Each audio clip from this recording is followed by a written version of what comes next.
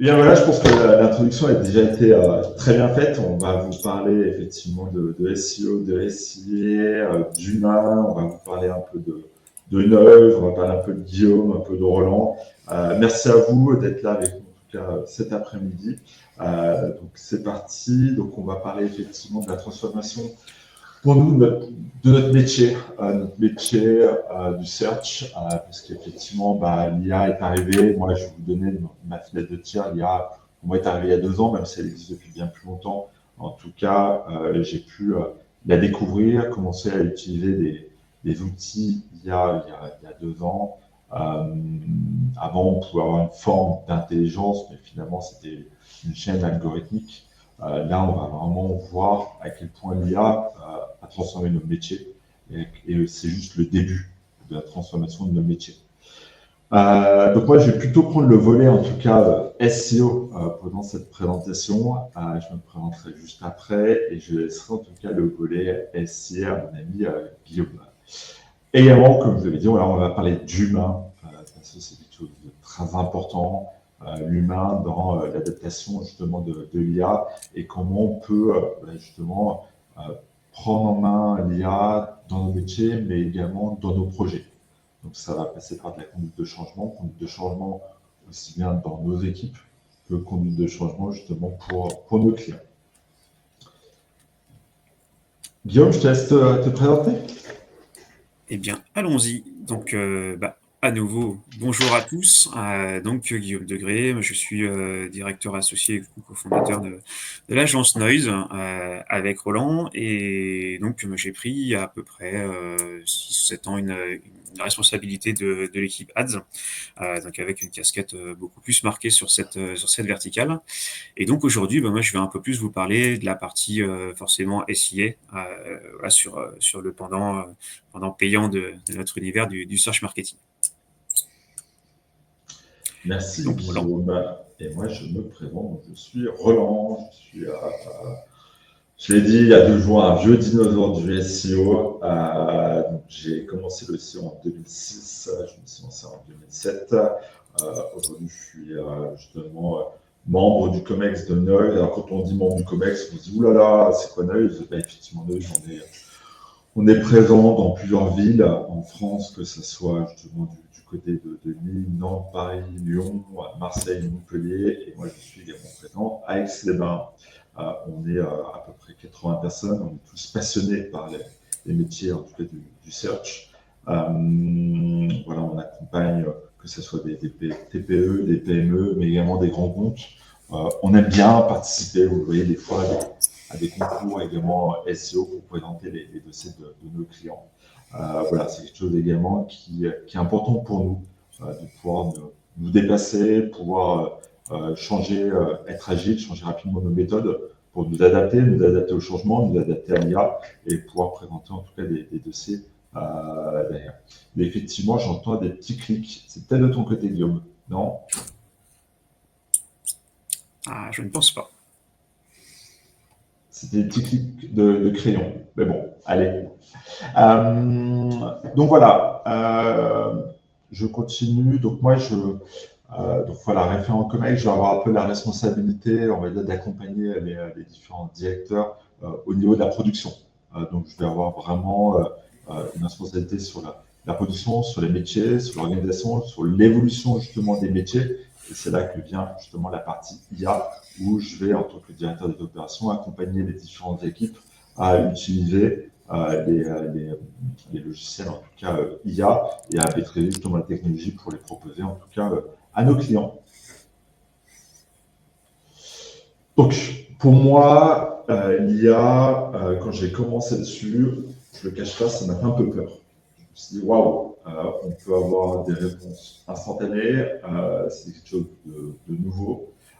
Et je me suis dit, il va falloir rapidement, en tout cas, assimiler ces informations, assimiler la manière où ces IA répondent pour pouvoir justement les intégrer dans nos métiers.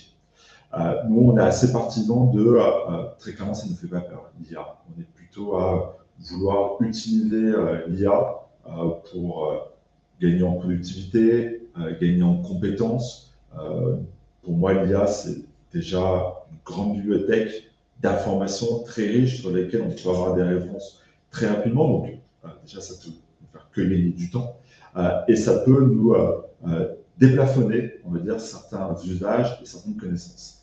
Donc, rapidement, quand on a commencé à traiter l'IA, c'était OK, il faudra éviter ce qu'on avait vécu il y a 10 ans en arrière, l'effet un peu Kleenex, mouchoir, où il y a plein d'applications qui sont sorties, on les utilise et on les jette aussi rapidement qu'on les a utilisées. Donc, quand on a commencé à travailler justement avec l'IA, et je vais citer en tout cas GPT, le premier, c'était OK, qu'est-ce qu'on va en faire de cette IA? Quels sont les cas d'usage? Rapidement, les premiers cas d'usage ont été justement sur les contenus. On va en parler juste après. Après, c'était comment on peut, dans les tâches du quotidien, mettre en place l'IA pour gagner du temps. Donc, on verra également des cas d'usage qu'on a mis en place au sein de Noise pour gagner en tout cas du temps. Et bien entendu de l'expertise. Et pour ça, rapidement, eh bien moi j'ai eu besoin, en tout cas, de tester la bête, de me dire, OK, l'IA elle me fait peur, elle a l'air d'être très performante, je vais voir jusqu'où elle est capable d'aller. Aujourd'hui, vous mettez un site, honnêtement, vous dites, bah, tiens, fais-moi un audit technique. Non, l'IA va vous donner des recommandations. Ouais, et encore une fois, ça va dépendre de quelle IA et ça va dépendre également des chaînes qu'on peut mettre derrière, du make et autres. Donc, je vais rester en tout cas sur des IA assez simples au début. Mais vraiment, on va revenir sur quelle est ma question, quel est mon prompt, en tout cas, l'input qu'on va donner en tout cas à l'IA. Donc, moi, j'étais vraiment dans la phase de je vais tester, je vais voir jusqu'à temps qu'elle commence à avoir des hallucinations. Donc, elle se doit de répondre, mais des fois, elle va répondre des erreurs. Donc, on va pouvoir justement analyser ça. Et ça a permis de me rassurer, de me dire c'est bon, Roland, déjà, on n'est pas prêt de te jeter dehors. Donc, démystifier. Quand j'ai commencé à comprendre sa limite, ça m'a permis vraiment de prendre en main plus facilement, en tout cas, l'IA. Et c'est là où je me suis dit, moi, à mon petit niveau, je ne vais pas pouvoir prendre en main rapidement ces outils. Il y a plein de tutos, il y a plein de vidéos, mais j'ai eu besoin, en tout cas, de me faire accompagner par ce que j'appelle un sparring partner. J'ai pris un coach, justement en IA, qui était très bon dessus et sur lesquels j'avais plein de questions. Et sur lesquels il m'a aidé, soit à me poser encore plus de questions, mais également m'a aidé à découvrir mes réponses. Donc pour moi, ça a été en tout cas très important. C'était vraiment une transition douceur.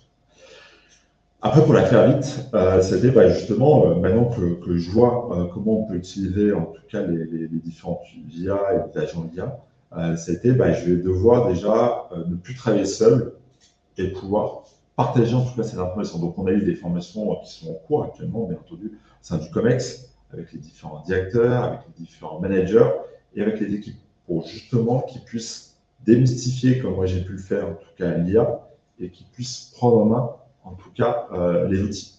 Donc ça, on est vraiment en work in progress, on est vraiment en train de déployer cette étape-là actuellement au sein de l'équipe. Après, c'était la co-construction d'outils. Alors, déjà, au sein de Noise, il faut savoir qu'on a des outils en propre, des outils qu'on va développer. On a un pôle R&D avec différents outils, que ce soit au niveau de la rédaction de contenu. On a déjà de l'IA qui est intégrée dessus depuis plus de 1 an. On a également un outil Decibel qui est utilisé au sein de différentes marques dans le groupe pour justement faire des analyses de positionnement, analyse un peu d'historique et qui est branché également dans la Search Console. Et également un troisième outil justement qui permet de traiter la data plus rapidement. Donc tous ces outils sont en propre et là on est en train justement de les embarquer dans de l'IA. Les embarquer dans de l'IA, ça peut être par exemple de l'insight. D'ailleurs, on a des remontées d'informations de Search Console, boum, on peut avoir des insights de tiens, tu as bien progressé, voici tes résultats, voici ce que tu pourrais faire à la place. Un peu pour ceux qui utilisent un peu Strava ou Run Motion Coach, justement, voilà, des insights en tout cas qui permettent d'analyser. Et après, c'était comment on va pouvoir intégrer l'IA justement dans nos performances pour améliorer notre productivité et notre savoir-faire. Et bien, voilà, pour rentrer un peu plus dans le vif du sujet, je me suis dit, cet après-midi, je vais vous présenter 4 outils. Pas en détail, parce qu'on n'aura pas le temps, mais les 4 que j'utilise tous les jours. Déjà, honnêtement, les GPTs. Les GPTS, malgré la demande de BPI, malgré la demande justement du gouvernement, on n'est pas encore parti sur Mistral, sur le char. J'ai besoin d'approfondir mes connaissances dessus. Mais on a créé plein de GPTS justement pour répondre à des besoins. Déjà, créer un prompt qui a permis d'envoyer cette information à Gamma pour créer cette fraise. Cette fraise, la moitié est faite par l'IA, la moitié est faite par Guillaume. Merci Guillaume. On a créé donc d'autres GPTS, par exemple, un GPTS, en fait, ça m'a permis également de me connecter à un WordPress pour diffuser un contenu quasi automatiquement. Je m'explique. Le GPTS, quand il est bien paramétré, il peut créer une action, donc un déclencheur, que j'ai renvoyé sur Make. Si vous n'utilisez pas Make, je vous invite en tout cas à le tester. Donc il a reçu un input. Il m'a fait plusieurs actions. Il s'est branché à mon WordPress et il a diffusé automatiquement un contenu avec une photo hébergée directement dans WordPress. Donc, tout en restant justement dans l'interface de GPT, on peut déjà avoir ces premiers cas d'usage. Alors oui, ce n'est pas quelque chose qu'on a recommandé à nos clients parce qu'il y a encore pour nous besoin de validation justement humaine sur certains états. Mais voilà, c'est juste un cas d'école, un cas d'usage, pardon. Bien entendu, il y en a d'autres qui ont créé des logiciels SaaS qui permettent justement d'aller encore plus loin dans le fait d'avoir plus d'informations justement structurées. Bien entendu. Mais moi, dans l'idée que j'avais de ce cas d'usage, ce cas d'école, c'était comment, en restant dans GPT, je peux monitorer mon site. Et je peux monitorer justement mes réseaux sociaux. C'est quand je crée du contenu, eh bien, je peux également lui dire, diffuse-le moi sur LinkedIn, sur Twitter, sur les réseaux sociaux. Voilà, j'ai mon contenu, j'ai ma base. Après, il s'occupe du reste. Donc voilà, ça c'est un premier cas d'usage. Le deuxième Gamma, je vous invite également à le faire pour ceux qui sont free ou qui sont en agence. Ça permet de faire vraiment très rapidement, en tout cas des belles présentations bien structurées. Ces présentations, vous pouvez les présenter comme là on fait en mode PowerPoint PDF. Mais également, c'est une nouvelle fonctionnalité, vous pouvez également le diffuser sur les réseaux sociaux. Vous verrez, j'en parlais tout à l'heure, j'ai fait une publication ce matin, ce midi même, sur le fait que BPI rentre dans le capital de Neuve. J'ai utilisé Gamma, justement, pour créer justement ce petit carrousel. Donc, moi, ce que j'aime bien, c'est qu'on passe moins de temps à vérifier si la virgule, si la couleur est bonne. Gamma fait tout ça et on peut vraiment se focaliser sur ce qui est important, c'est le message qu'on veut faire passer. Troisième outil que j'adore, que je ne vous cache pas que j'ai passé une nuit blanche il y a des jours dessus, tellement je l'aimais, c'est Bolt.new.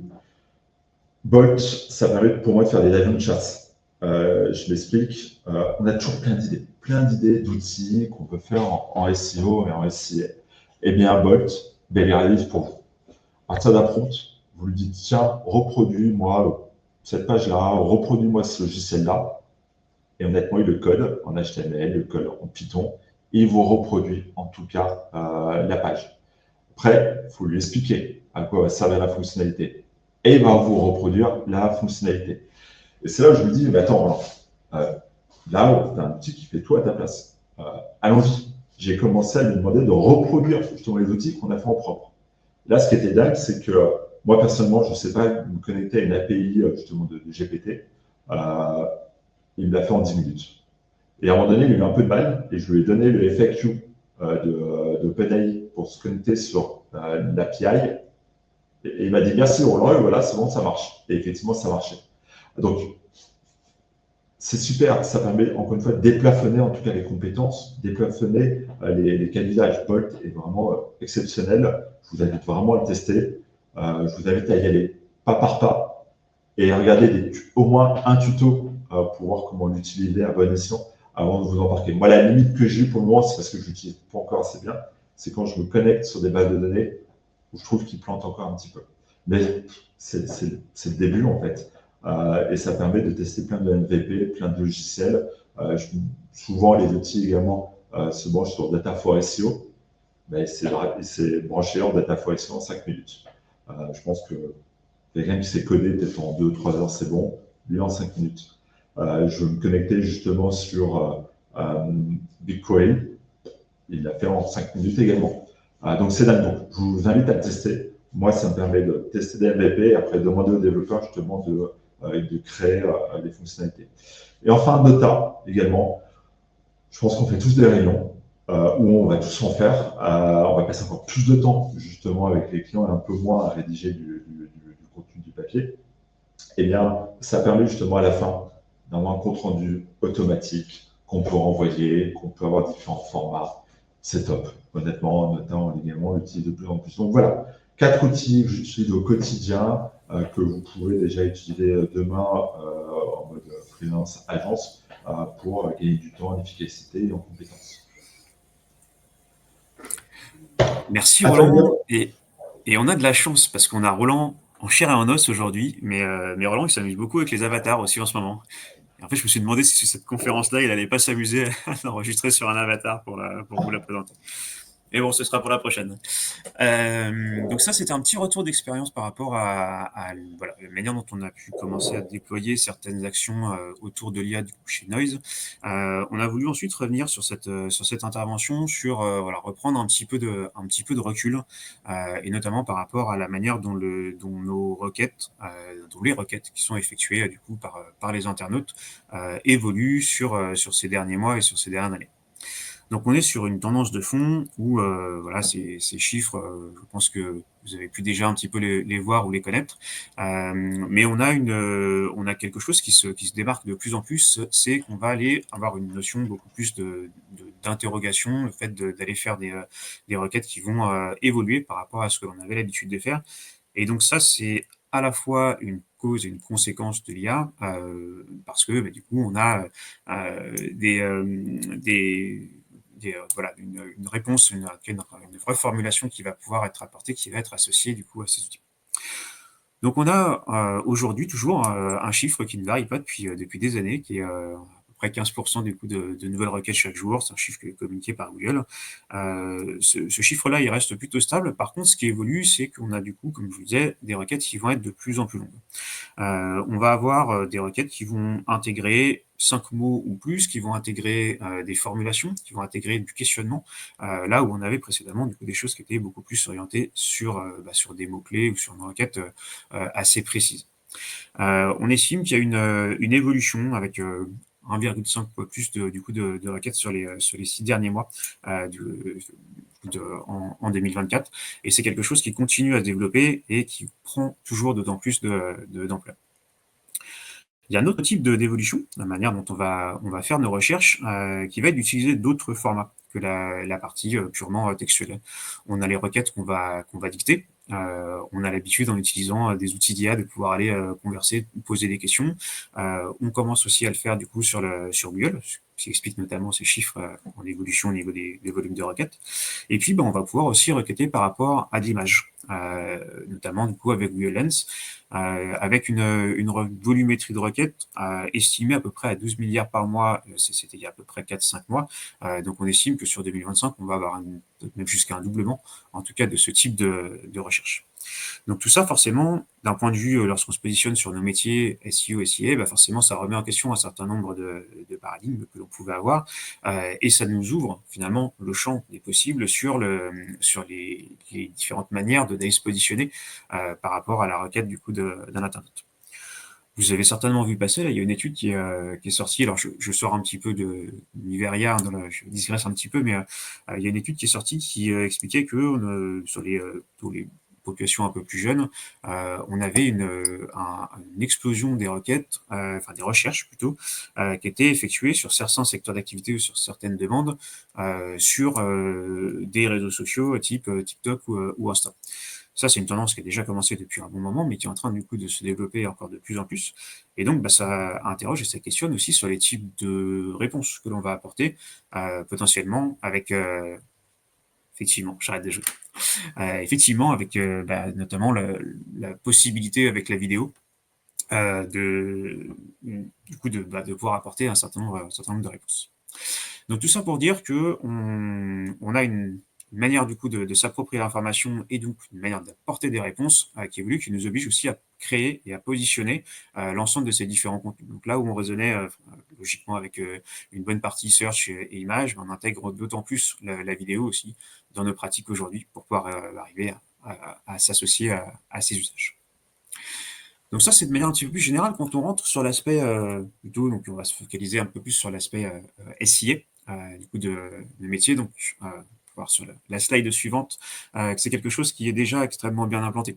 Ça fait des années que finalement les technologies autour de Google utilisent l'IA. Alors, on va plutôt sur une notion de machine learning avec des notions de partir d'une situation de base et puis d'apprendre finalement par rapport à des éléments contextuels ou à des éléments du coup qui viennent aller nourrir du coup l'expérience qu'on peut en avoir. Et donc en fait, finalement, les outils ads sont déjà nourris, perfusés depuis un bon moment sur l'IA. Et donc finalement, elle vient juste renforcer et peut-être accélérer un certain nombre de mécanismes qui sont déjà en place. Toute la partie RTB, finalement, elle se nourrit au travers du coup des différentes interactions, des différentes data qu'on a pu récupérer, sur justement aller servir les meilleurs inventaires, enfin les inventaires de la meilleure manière qui soit. On a quelque chose qui est hyper stratégique aujourd'hui par rapport que ce soit sur la manière dont on va pouvoir analyser ou dont on va pouvoir porter et structurer les actions en ads, ça va être la data. Alors la data, on sait que on a un gros enjeu aujourd'hui par rapport à la récupération de cette data et sur l'exploitation, mais in fine, c'est ce qui fait que plus on va avoir de data qualitative pardon, et quantitative, et plus on va avoir forcément des campagnes qui vont être justement performantes et efficaces, parce que du coup les outils et les algos ont réussi à bien construire en tout cas cette diffusion. Je vais revenir un petit peu après sur la data. Ça nous permet également d'aller sur un dernier axe, qui est la notion de prédiction.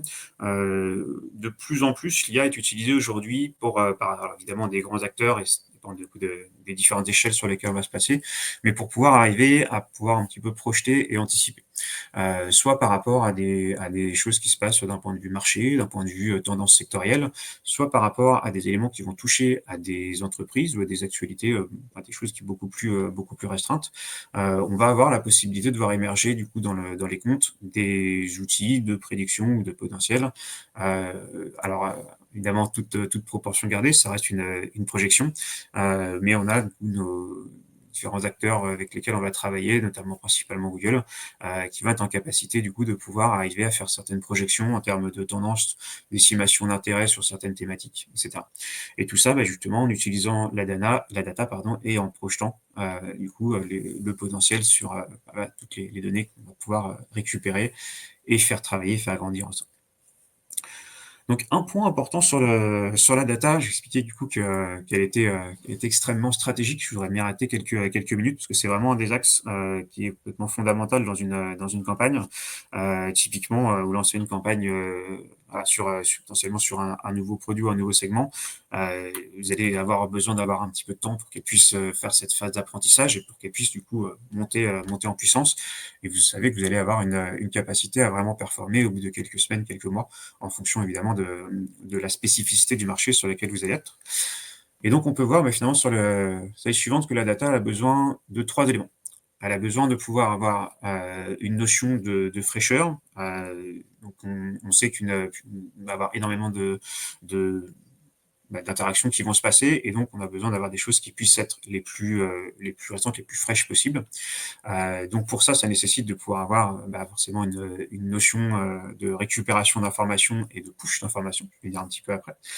Elle doit être la plus exhaustive possible. Plus on transmet d'informations sur les différentes étapes du parcours client, et plus les outils d'ADS, notamment Google, vont être en capacité de pouvoir arriver à bien organiser et bien structurer les campagnes. Et puis effectivement qualitative, parce que du coup plus on lui donne une information qui est précise, et plus derrière l'optimisation sera efficace. Alors cette data, on a alors j'ai envie de passer une problématique ou une opportunité, mais on a forcément un contexte en tout cas qui est que on va avoir des évolutions technologiques. On pense aux différents navigateurs qui vont plus ou moins accepter les cookies tiers. Bon, Chrome est un petit peu revenu du coup sur l'étape qu'il avait initiée l'année dernière, et logiquement devrait y revenir cette année. On va voir un petit peu ce que ça donne, mais du coup de s'affranchir, enfin de gérer différemment en tout cas les cookies tiers par rapport à à la manière un peu plus permissive dont il les gère aujourd'hui, ce qui va pas être le cas du coup d'autres navigateurs du marché. Donc on a cette évolution technologique qui fait qu'on a plus de difficultés à remonter du coup de la donnée, et on a aussi évidemment toutes les évolutions réglementaires autour des différentes normes, enfin différentes réglementations RGPD, donc tout ce qui va tourner autour de la privacy, qui va faire que toute la notion potentiellement de données qualitatives, on va potentiellement avoir une partie où on va avoir en tout cas une vision parcellaire de cette donnée. Donc pour ça, lorsqu'on mène les campagnes et lorsqu'on travaille en ads, le point vraiment crucial, c'est de démarrer toujours un tracking dès le départ le plus efficace possible. Pour ça, vous avez différentes solutions. Pareil, je ne vais pas les détailler de manière technique trop, voilà, on passerait des heures, mais grosso modo, vraiment s'assurer que toute la notion, aussi bien de density conversion par exemple, ou de constant mode de base, va être activée du coup sur vos campagnes ads. Donc avec le paramétrage GTM qui va bien et privacy. Très rapidement, la notion du coup de consent mode va permettre de pouvoir aller modéliser un certain nombre finalement de données par rapport à un échantillon à des hits, c'est-à-dire qu'on va plus suivre du coup un internaute par rapport à une session et à une navigation qui va effectuer, mais on va remonter des hits qui vont en étant modélisés permettre de reproduire une certaine partie de ces données. Les non-state conversion, par contre, on va être plutôt dans une démarche où on va pousser de l'information du coup auprès de Google. Je dis auprès de Google, ça peut être aussi du coup auprès d'autres acteurs, du coup Meta, TikTok ou autres.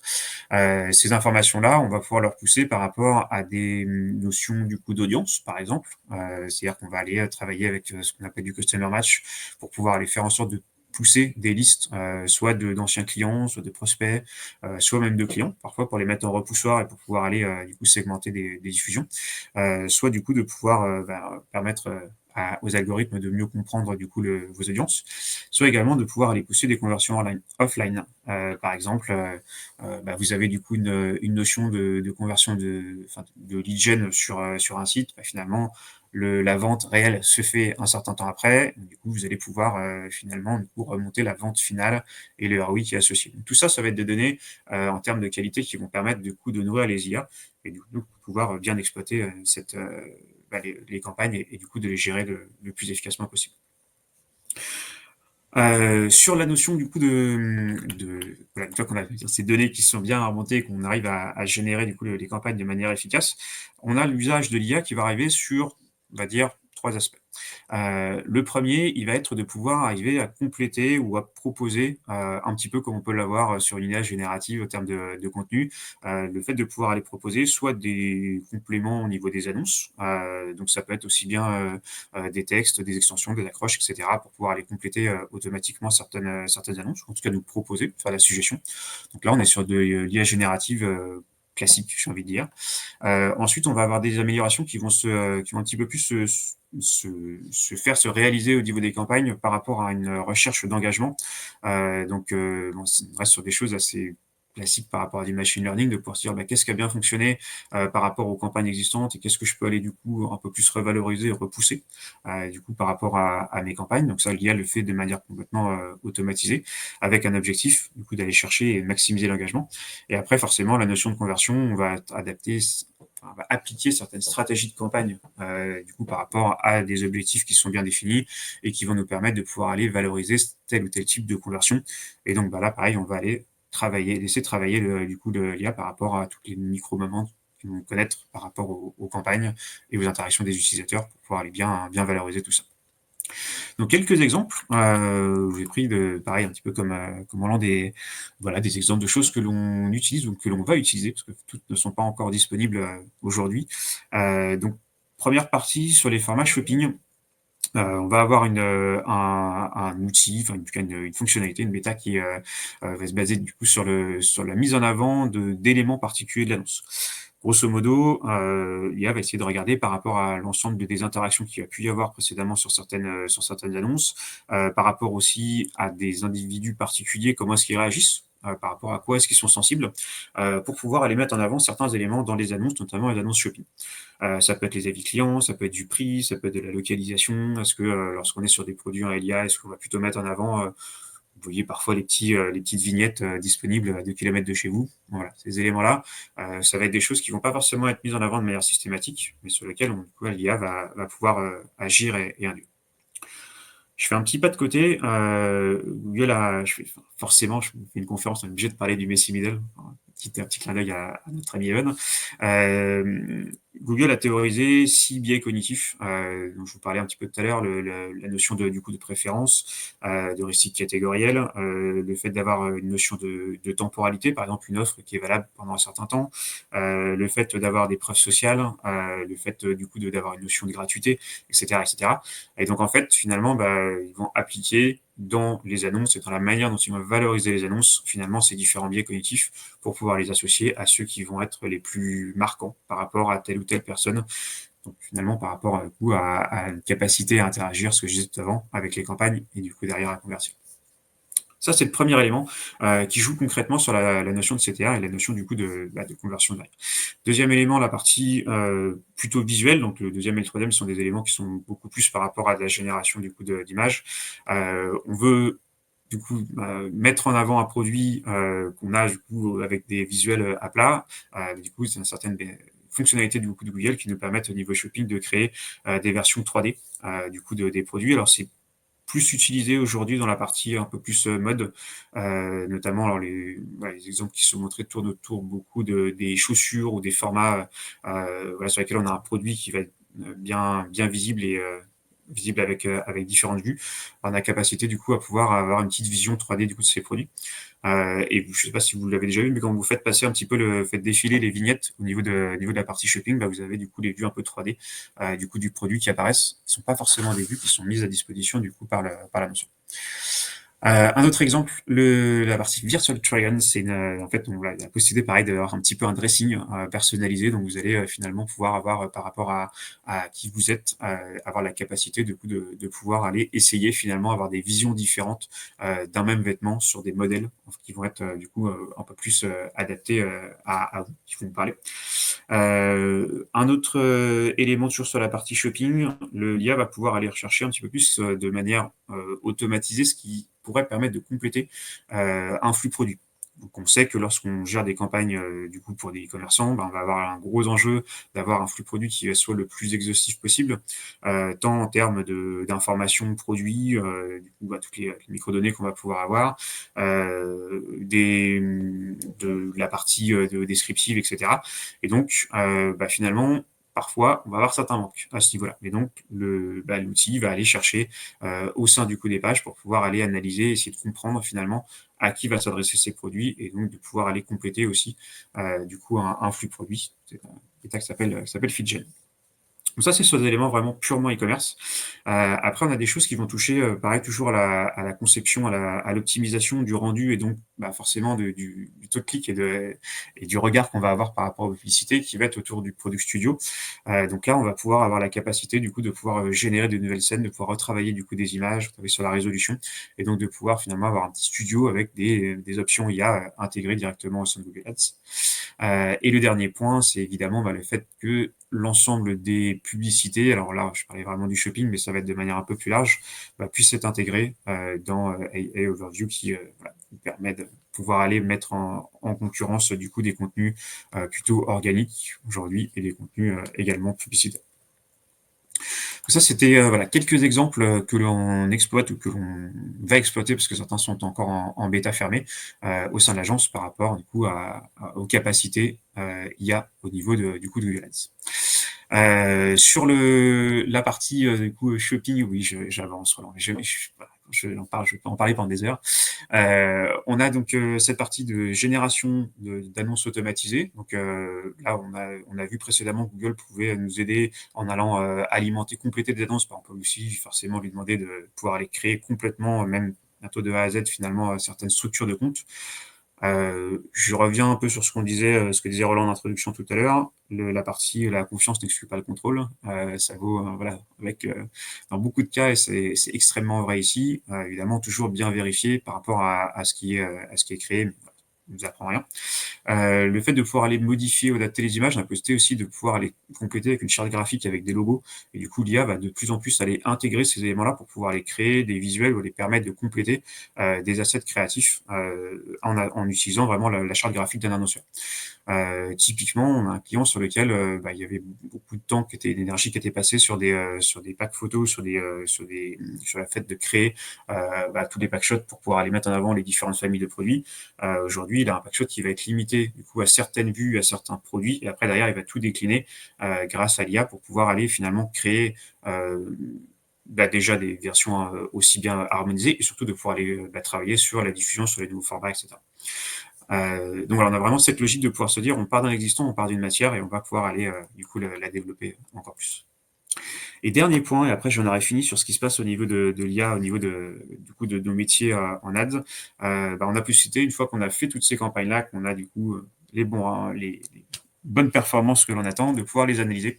Voilà, vous pouvez le tester, par exemple, vous allez dans votre compte Google Ads au niveau du coup des campagnes et des rapports, et vous avez une fonctionnalité qui vous permet, vous avez un petit exemple sur la capture d'après, de pouvoir aller générer automatiquement des rapports.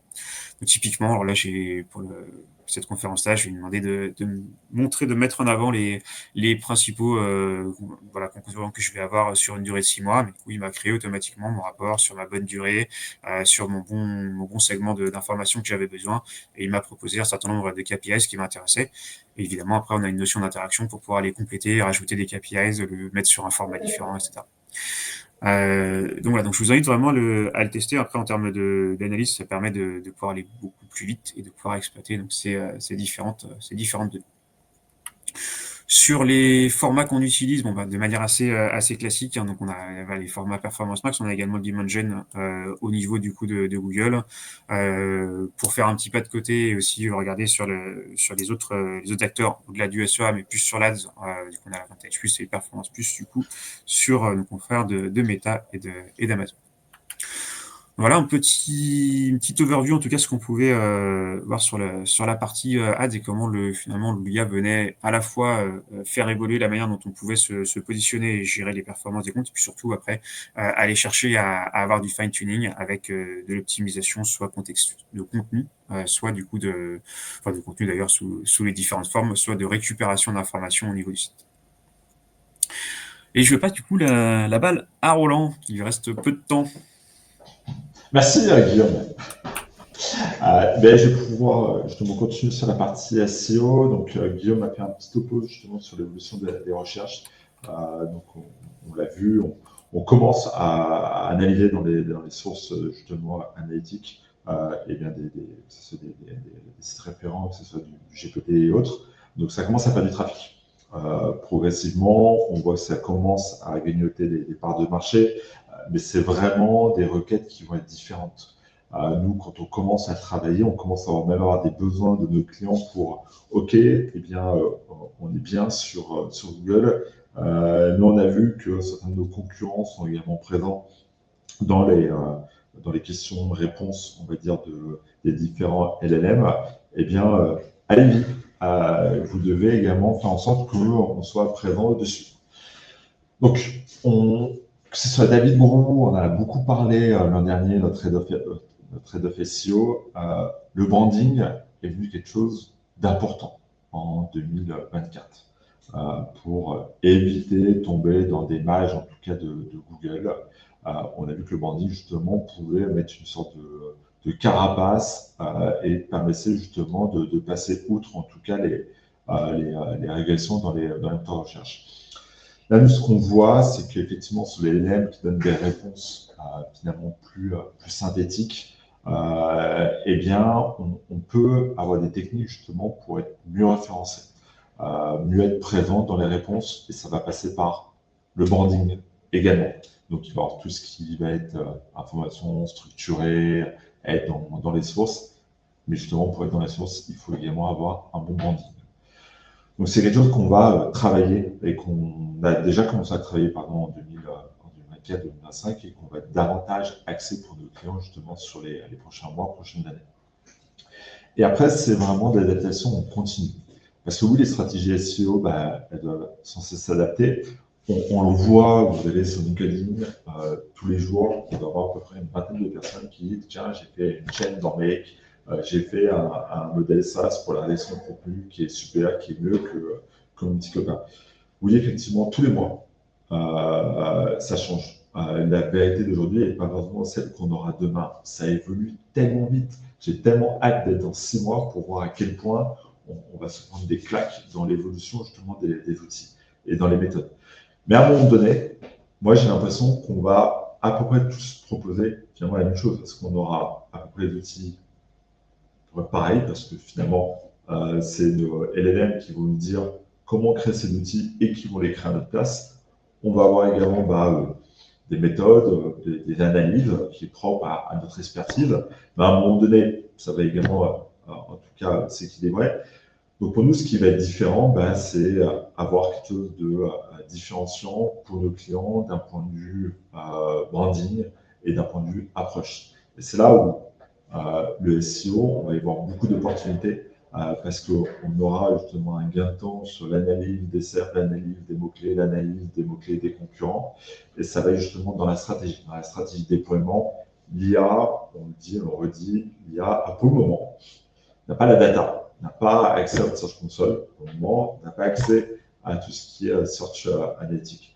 C'est comme des outils de share comme SEMrush, sans se connecter à la Search Console, justement, qui fait une interprétation. À un moment donné, les élèves vont faire l'interprétation, mais justement, il va manquer, pardon, désolé,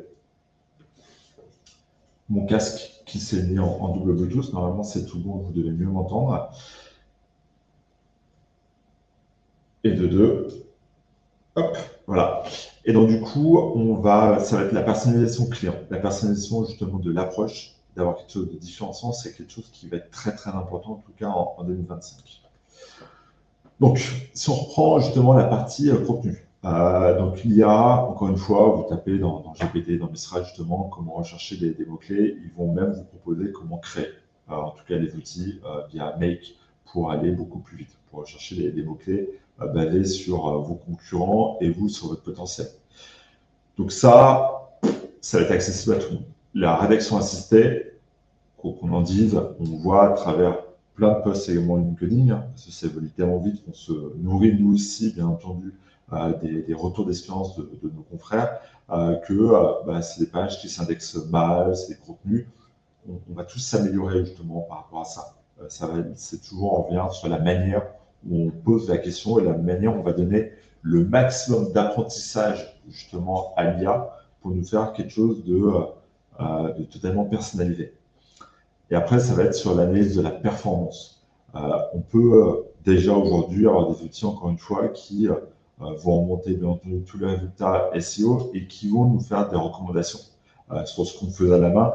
Finalement, quand on appelait des opérations commando, de se dire, tiens, là, j'ai un mot-clé qui commence à avoir un beau taux de transfo, chiffre d'affaires ou génération lead, qui a la position 5-10. On réfléchissait à savoir ce qu'il fallait mettre en place pour aller chercher plutôt la position 1-3. Honnêtement, on peut déjà l'automatiser, ça. C'est du gain de temps, ça peut mettre des alertes. On a une baisse sur un silo, tout de suite on reçoit un email, et dans l'email en plus, il nous parle, c'est-à-dire qu'on voit sur WhatsApp ou autre, il nous dit justement les baisses ou les hausses de performance, c'est déjà quelque chose qui est possible. Donc voilà, donc comme je vous disais, on vient déplafonner en tout cas nos connaissances, mais c'est également déplafonner nos envies. Tout devient possible et tout va nous faire gagner du temps. Et bien entendu, SEO technique, alors pour le moment, mais je pense que dans 3 mois et avec les nouvelles versions de GPT et autres, je ne dirais pas la même chose d'ici 3 mois, nous, on a mis en tout cas en place de l'IA pour surveiller. Surveiller quoi? Par exemple, j'ai un cas d'usage pour vous. J'ai mon site ou le site de mon client qui, à un moment donné, je ne sais pas pourquoi, se prend une charge justement de temps de chargement. Eh bien, je peux avoir un outil qui va se connecter automatiquement sur les outils Google pour tester les temps de chargement. Et si à un moment donné, ça déconne, si à un moment donné, ça déconne justement sur la Search Console, ça me envoie automatiquement une alerte et avec des recours. Voilà. Avant, ça aurait été plutôt l'humain. Est-ce que l'humain était voir si on reçoit des alertes sur Search Console, si on a fait notre petit tour tous les matins par rapport à ça? et bien tous les matins, on peut avoir déjà une to-do, des alertes, une to-do, des choses justement à recontrôler. Donc voilà, donc, surveillance, automatisation. Également, ce que j'ai pu avoir là ces derniers jours, on a encore quelques complexités des fois sur certains CMS, pour pas citer Shopify, sur les valides hreflang. Eh bien, voilà, c'est encore des choses qui peuvent être un peu compliquées quand on a un site e-commerce présent dans 6 pays, mais présent dans 10 langues, pour la gestion de ces valides-là. Eh bien, ce qu'on utilise peu, ça va être les XML hreflang, justement, qui permettent d'orienter Google sur les bonnes langues, les bons pays, quand on a un petit peu de cannibalisation justement à ce sujet-là, pour justement identifier les bonnes pages, les bonnes langues, faire un chemin de correspondance et recréer le fichier. C'est quelque chose qui m'a pris 10 minutes sur Bolt. Par exemple, je lui ai posé ma problématique, il m'a fait ça et il m'a automatisé, c'était tout bon. Nous, avec encore les Core Web Vitals, justement, bien tester les temps de chargement. Si à un moment donné, il y a des choses qui pètent au niveau de l'ergonomie, au niveau de la structuration de la data, eh bien, les outils peuvent crawler, envoyer des crons, justement, tous les jours, et va nous alerter dès qu'il y a une régression. Donc ça, c'est possible déjà avec l'outil d'aujourd'hui. Par contre, Guillaume me disait, et moi aussi, je le dis d'un point de vue SEO, attention, c'est la suroptimisation.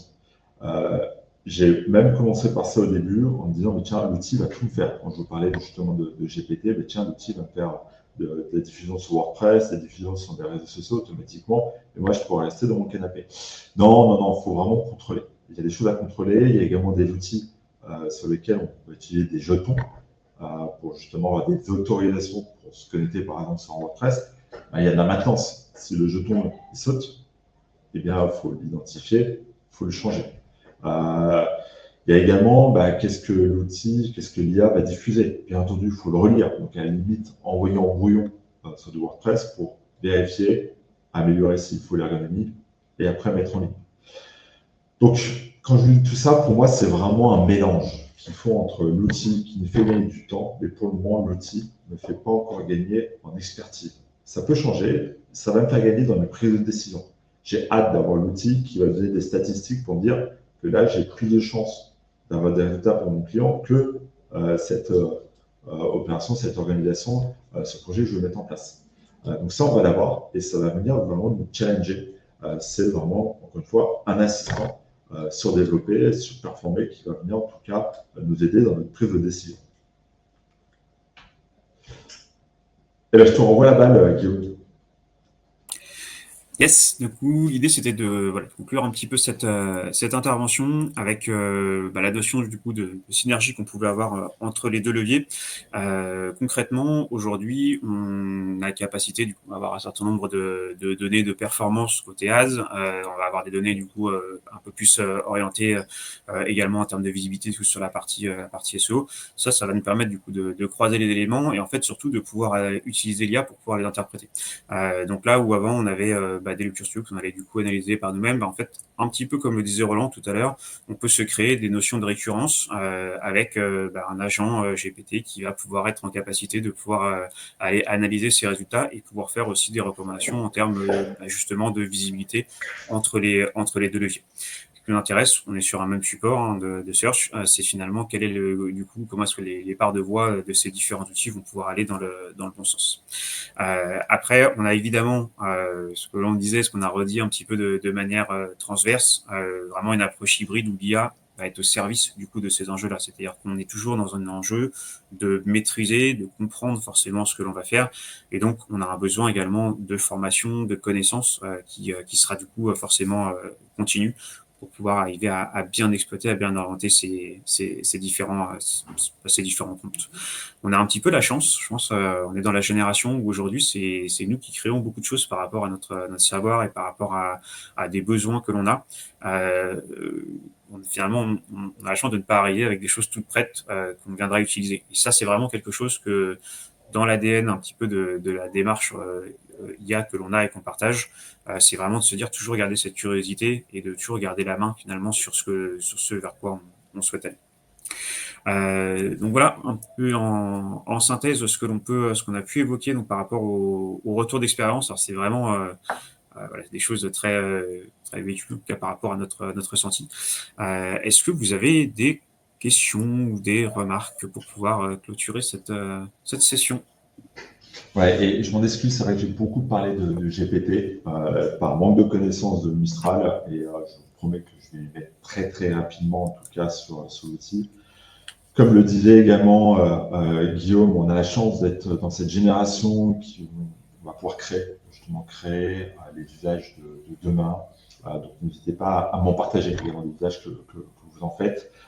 Et également, nous, et bien, Sundoes, on a décidé également d'accompagner nos clients dans la formation, donc pour comment organiser des équipes marketing dans l'apprentissage justement de l'IA et dans la mise en place de l'IA dans leur process. Donc c'est quelque chose qu'on propose et qu'on va diffuser en tout cas dès la semaine prochaine pour nos clients, pour nos prospects. Donc également, si vous avez des besoins de formation, eh bien n'hésitez pas également à nous solliciter. Et c'est également une des raisons qui nous a poussé en tout cas à faire entrer BPI comme actionnaire minoritaire au sein de Noise.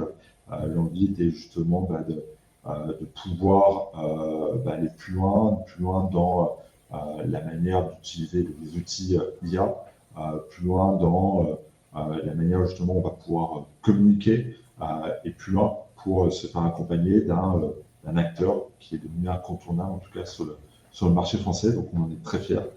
C'est une belle preuve de validation en tout cas de notre feuille de route, et on a hâte d'accompagner justement nos clients, nos collaborateurs justement dans l'évolution de ce partenariat-là. Bah, en tout cas, merci beaucoup Guillaume et Roland pour cette conférence avec encore une fois beaucoup de contenu. Cette journée, on a vraiment été gâtés. N'hésitez pas à partager un lien Calendly ou quelque chose dans le chat parce que vous ne nous avez rien donné en amont. Mais si là, justement, par rapport à ce que tu viens de dire, vous voulez partager un petit truc dans le chat, n'hésite pas à le mettre, Roland. Pour la partie questions, on en a une intéressante et une au doigt mouillé. Après, on va faire des paris. Ça va être sympa. L'IA et le SEO pour la grosse rédac de contenu. Exemple, catégorie et sous-catégorie de produits, page top ville d'un store locator. Comment l'utiliser sans risque? Très bonne question, qu'on se l'est également posée, Virginie. C'est vrai qu'il faut tout automatiser, c'est pas bon parce qu'il suffit que tu tombes sur une ville que l'IA n'a pas forcément bien compris parce que ta question n'était pas forcément bien formulée, ça peut être au détriment justement de la réponse. Donc pour moi, on est plutôt sur des lots, on va dire de 10 où tu prends tes URL, tu les proposes justement à GPT, avant que je parle de Mistral, et tu demandes justement des contenus propres à ton apprentissage. Donc pour ça, tu crées un GPTS, tu donnes un maximum d'informations sur ta boîte, sur les lignes sur lesquelles tu es présent, et après tu l'interroges par lot de 10 et tu lui demandes justement de changer le ton par rapport à ça. Donc voilà comment je procéderais vraiment de manière itérative. Et là, on va faire des paris. Je veux que tout le monde donne une vraie réponse et je vais les noter. Combien de temps reste-t-il avant que l'IA remplace complètement la recherche Google? Bonne question. On a hâte. non, on a hâte parce qu'au début, réponse à la David, ça dépend. Au début, on s'est dit waouh, l'IA déjà va remplacer nos métiers. Et je suis passé par l'étape de non. Ça ne va pas nous remplacer, il y aura toujours besoin de consulting, sinon on va être sur un monde qui va être flat, tout le monde va se ressembler. Donc il y aura toujours l'humain, on aura toujours besoin de stratégie, d'axes différenciants. Et c'est propre aussi à nous, donc ça nous va très bien. Donc pour moi, les LLM répondent à un besoin, mais les moteurs de recherche répondent également à un autre besoin. Donc ça va être un support, comme on peut avoir, Guillaume l'a bien présenté également tout à l'heure, dans un cycle de vie, et bien de parcours. Il y a Google, il y a Facebook, il y a tous les supports, et puis on va avoir également les LLM qui vont répondre à certains besoins. Voilà. Et le temps que l'humain prenne en maturité sur les LLM, il va se passer un petit bout de temps. Donc, pour Ouais. moi, c'est pas, il va y avoir un transfert, oui, mais ça ne va pas venir remplacer. Ouais, je suis d'accord. D'autant qu'on Guillaume? voit les expériences de Google que Google mène par rapport à l'intégration du coup de ces modèles au sein même du moteur. Moi, j'imagine plus le fait de pouvoir avoir une pluralité de contenu et une pluralité de réponses. En fait, que Google évolue en fait dans sa manière dont il nous propose du coup une expérience et qui nous guide. Mais en fait, derrière, on aura toujours cette notion de service qui répond finalement à des intentions aussi qui sont un petit peu différentes, comme on l'a expliqué. Donc moi, je vois plutôt une mutation qu'une disparition. Et après, c'est effectivement, on a finalement, toujours des nouveaux cas qui viennent se créer. Donc c'est finalement, est-ce que Google sera suffisamment agile pour pouvoir arriver à intégrer finalement ces cas-là. Mais ça Moi, je te dépendra de leur. rejoins, Guillaume. Pour moi, c'est impensable que Google ne s'adapte pas à la situation. J'ai envie de dire, c'est vraiment ça. Google va forcément mettre en place quelque chose qui va corréler et qui va faire justement qu'on pourra se servir des deux en même temps. Mais Google ne va pas disparaître et se laisser faire comme ça quand on sait le mastodonte, le monstre que ça peut être. Ils vont forcément trouver une solution pour s'adapter à la situation. Après, on avance beaucoup sur le sujet et en même temps, j'ai l'impression qu'on est quand même encore très loin de ça. Quand on regarde aujourd'hui le nombre de recherches à la seconde sur Google, il y a encore du temps avant qu'il disparaisse. Bien évidemment, nous, dans notre domaine, l'IA fait partie maintenant de notre quotidien. Mais moi, pour en parler en repas de famille, franchement, il y en a encore un paquet où l'IA, c'est encore loin. Donc, effectivement, ça va arriver. Ça va arriver un jour. Il y aura forcément quelque chose qui va se passer et qui va changer. Mais il y a encore un peu de temps qui va se passer avant qu'il y ait un vrai changement là-dessus. Il va y avoir une transition qui va se passer doucement, quoi. Faut le temps que ça Ouais, se popularise et que le grand public aussi prenne la main sur l'outil, parce qu'on voit qu'aujourd'hui, elle n'est pas forcément très bien utilisée non plus. ouais. Mm. C'est l'éducation. L'État et les pays, justement, alors, je ne vais parler que d'eux aujourd'hui, mais mise beaucoup justement sur l'éducation. On a eu le sommet de l'IA la semaine dernière, donc effectivement, on peut avoir un tournant par rapport à ça. Et c'est vrai que je n'ai même pas cité Gemini, mais bien entendu, l'IA de Google va, je Bien pense, sûr. être bien présent dans les prochaines semaines, prochains mois. Ils n'ont pas dit leurs derniers mots, mais ça évolue tellement vite. Mais ça va être à nous de créer les cas d'usage, de se dire, tiens, j'ai besoin de ça, je vais créer l'IA. Et c'est peut-être nous, là, autour de cette table virtuelle, qu'on va avoir une super idée et que dans un an, on va utiliser notre cas d'usage. C'est super, on peut tous être créateurs grâce à l'IA. C'est magnifique. Bon, alors, c'est pas l'heure de manger, mais j'ai une dernière question de David. Je crois que vous le connaissez un petit peu. Ça nous permet de lui faire un petit coucou. Plutôt raclette ou fondue? Et toi, David? Moi, alors, je dirais plus fondue Bressane avec de la viande, pas trop de fromage. Plus fondue si je peux voter, mais les deux me conviennent quand même, hein. Je ne suis pas aidé avec ce qui est derrière moi. Ah oui. Ok. Fan de fondue, c'est vrai que c'est jamais simple pour moi de répondre à tout ça, donc c'est plutôt fondu pour moi. Ok. Bon, en tout cas, je vais dire merci raclette, beaucoup. Merci beaucoup à vous deux pour cette très bonne conférence et tout ce contenu encore qu'on a eu. Donc, c'était Noise, hein, pour le rappeler encore le nom de l'entreprise. N'hésitez pas à aller les contacter, ils sont très disponibles et ils ont une très très belle équipe qui travaille super bien. On vous souhaite une bonne fin de journée. Merci à vous. Merci à vous. On vous souhaite une bonne fin de journée et on vous dit à bientôt. À bientôt. Bonne fin de journée.